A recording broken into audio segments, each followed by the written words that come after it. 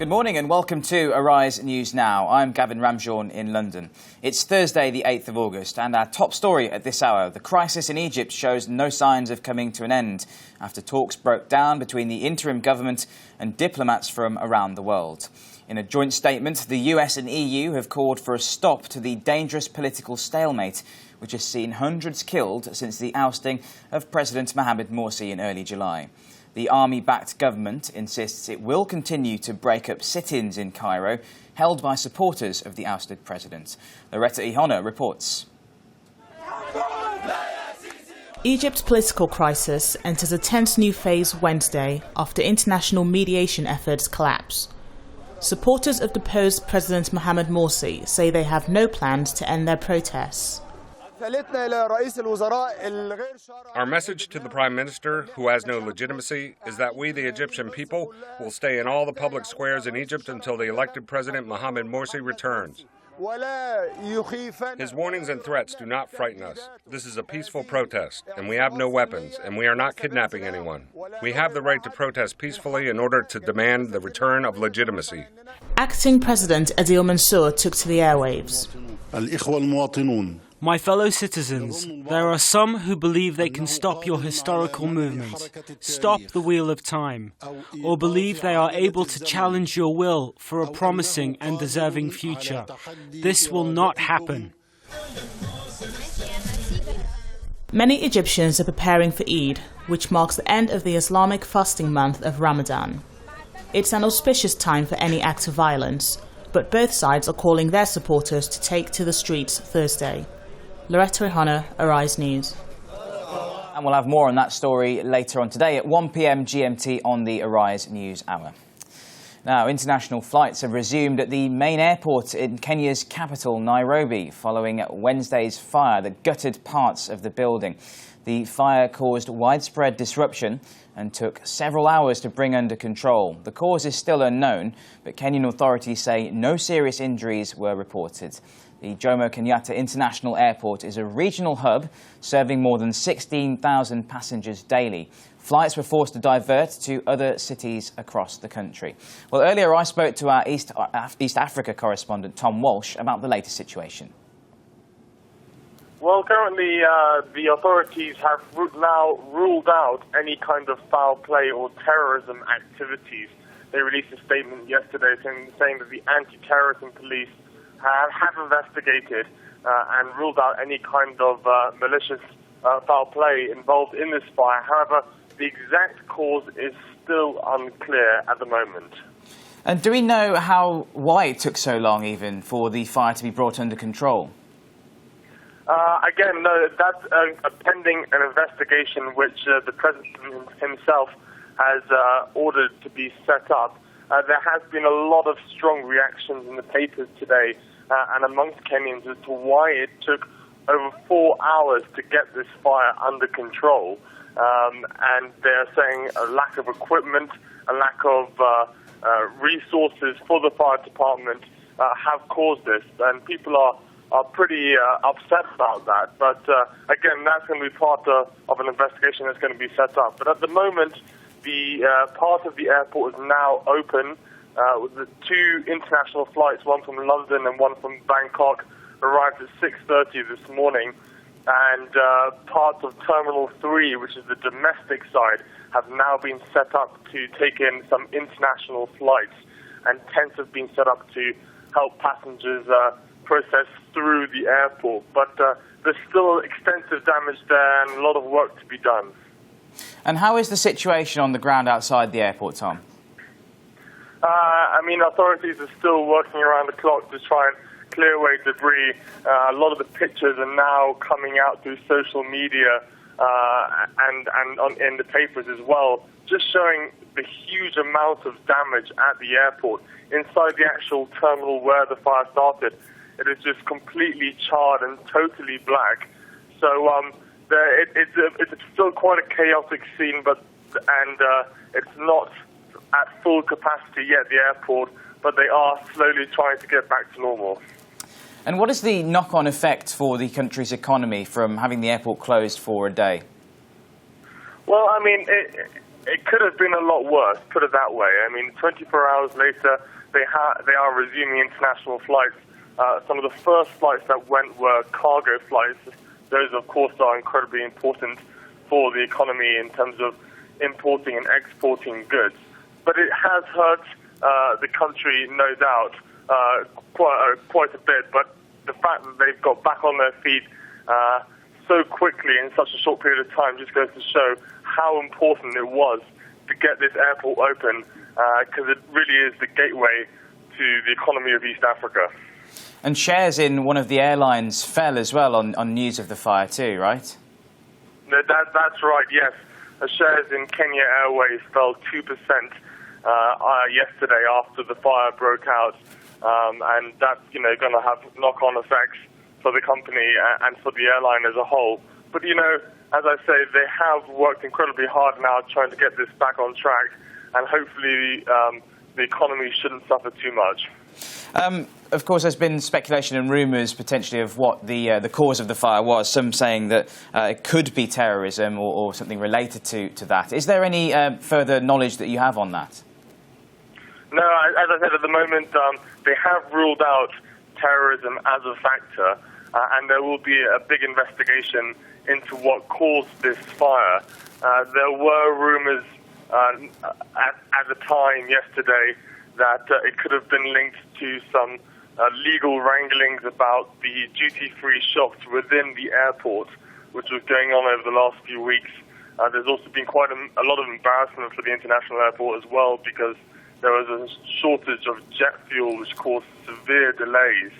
And then, at the time as well, a lot of speculation around the terrorism aspect of it, because it was exactly 15 years ago yesterday where the U.S. embassy bombings, which caused a huge amount of loss of life and a massive terror threat here in the region. So a lot of speculation, but nothing concrete at the moment, and in the coming days we'll find out exactly how this fire occurred.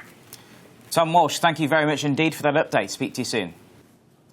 Now, 2 women have been injured in an acid attack in Zanzibar. It happened in Stone Town on Zanzibar's western coast. Witnesses say 2 men threw a corrosive substance on the British charity workers before speeding off on a moped. The victims are believed to be 18 and have been flown back to the African mainland for hospital treatment. Their injuries are not thought to be life-threatening. The father of NSA whistleblower Edward Snowden has said that the Obama administration's attempt to use his son in its bilateral relations with Russia is misplaced.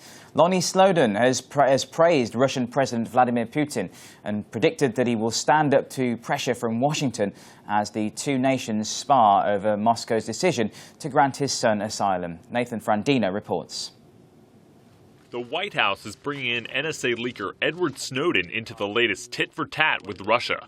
President Barack Obama is canceling an upcoming meeting with his counterpart Vladimir Putin, in part due to Moscow's recently granted asylum for the former defense contractor. Snowden's father Lon says the Obama administration is missing the point. Because look, this isn't about Russia. The fight isn't in Russia.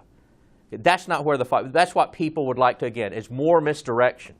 The fight is right here. Okay, the fight is about these programs, okay, that undermine, infringe upon, violate our constitutional rights. Edward Snowden revealed in June details of the NSA's domestic and international surveillance programs, which include the collection of phone call logs and other metadata. Lon Snowden says that if Congress had applied oversight to the NSA, then his son would not be in this situation. The fact is now I have a much greater understanding of what has occurred, and I believe there's far more to come forward. Again, facts that, as I would consider at this point, I will call them all cowards. The folks on those intel committees who refuse to look at these issues, to initiate anything resembling a real investigation. Again, they want to focus on Edward Snowden. It's very important that this be fully vetted. The older Snowden plans to visit his son in Russia as soon as possible, but vows to return to the U.S. so they can continue pressuring Congress on the NSA. A US drone has killed at least 6 suspected al-Qaeda militants in Yemen's southeastern province of Mareb. It's the 6th strike in less than 2 weeks. Meanwhile, the funerals for 9 military personnel killed when tribesmen shot down an army helicopter have taken place. The country's defence minister has vowed to come down firmly on militants. Lance Santos reports. Funeral services in Yemen for military personnel who were killed on Tuesday on an attack on an army helicopter. At least 9 were killed when tribesmen shot down their aircraft in central Yemen, a place where gunmen have repeatedly blown up pipelines. The defence minister says they'll deal with the militants firmly. We assure everybody that our armed forces will strike with an iron fist to provide security and stability, whatever the sacrifices are that we face. We assure everyone that Yemen is fine. Whatever the militants do, this is their last gasp. On Wednesday, Yemen foiled a plot by Al-Qaeda to seize 2 major oil and gas terminals. The announcement comes after warnings of potential attacks prompted Washington and Britain to temporarily shut its embassies in Yemen. Lance Santos, Arise News. The house in Cleveland, Ohio, where Ariel Castro held 3 women in brutal captivity for years, has been demolished. The 53-year-old former school bus driver was sentenced to life in prison plus 1,000 years last week after admitting hundreds of charges, including kidnap and rape. Karen Hendren has more. With several swipes from the arm of an excavator, the Cleveland house that contained more than a decade of misery was torn into rubble. The house where 3 women, Michelle Knight, Gina DeJesus, and Amanda Berry, were held captive and raped over a decade, was torn down as part of a deal that spared captor Ariel Castro a possible death sentence. He was sentenced last week to life in prison plus 1,000 years. Peggy Arita, aunt of kidnapped victim DeJesus, rode in the cab of the excavator as demolition began. She says she hopes the community will have closure. That this evil house went down, and now this community can live and don't have any fear. Michelle Knight, one of the kidnapped victims, released yellow balloons in the air to honor missing children. She said she wants her story to bring hope. And I want the people out there to know, including the mothers, that they can have strength, they can have hope, and their child will come back. They will. Just have the loving God, and you'll see they'll come back. The 3 women disappeared separately between 2002 and 2004 when they were 14, 16, and 20 years old. Castro pleaded guilty to 937 charges, including aggravated murder for causing Knight to miscarry by beating and starving her.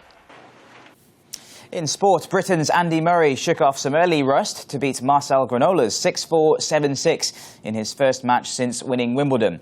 In the Rogers Cup in Montreal, Murray struggled to find his usual rhythm in windy conditions and had to save 2 set points in a mixed display. The Scot eventually romped through with some impressive shot-making to set up a third-round meeting with Latvia's Ernest Gulbis. And in the same tournament, Rafael Nadal was far more impressive in his first singles match since a shock first-round defeat at Wimbledon. The 12 times Grand Slam champion came up against a tough opponent in Canadian wildcard Jesse Levine. The Spaniard had all the answers, though, breezing through to the third round after a 6-2, 6-love victory. Tottenham Hotspur are still hoping to hold on to Welsh star Gareth Bale, despite a world record bid from Real Madrid. The Spurs midfielder has been linked with the Spanish Giants after an alleged world record transfer fee of around $130 million. Tottenham executive Donna Cullen said last night that they plan on keeping all of their current squad, despite reports linking the player to Real Madrid. So don't forget, you can contact us online anytime. We're at the usual places. We're on the website. We're at arise.tv, as you can see there. We're on Facebook /Arise TV News. We're also on Twitter at Arise TV. And we're also on the YouTube channel /the Arise News channel. Of course, you can let us know what you think about any of the stories we're covering and any feedback, of course, for us there on those platforms. Reminder of our top story, the crisis in Egypt, there's no sign of that abating. There are talks between the US and EU on that to try and get to the end of the political stalemate. Thanks for watching. See you soon.